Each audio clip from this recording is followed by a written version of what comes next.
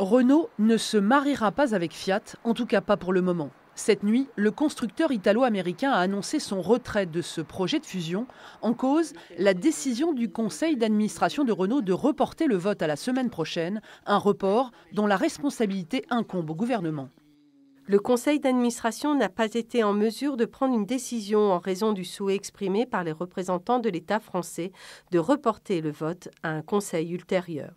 À Renault-Sandouville, le syndicat FO dénonce cette décision et s'inquiète pour l'avenir du site. Ce qui s'est passé, on va dire, cette nuit nous rassure pas, effectivement, puisque c'était l'occasion pour nous, Sandouville, par le biais de cette fusion avec Fiat, de consolider le partenariat qu'on avait avec eux et voire l'amplifier.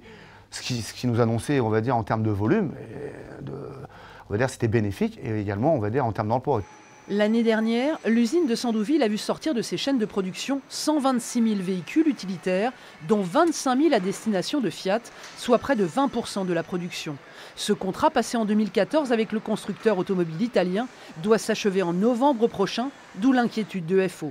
Des craintes qui ne sont pas partagées par la CGT, bien au contraire. Le syndicat n'a jamais voulu de cette fusion. La première des choses, c'est de redéfinir ce que devrait être une stratégie industrielle pour Renault en France. Ceci dit, ça ne s'oppose pas à des coopérations qui peuvent se faire avec d'autres constructeurs. Ça permet surtout à chacune des entreprises de conserver ses propres forces, de conserver son outil industriel et son ingénierie.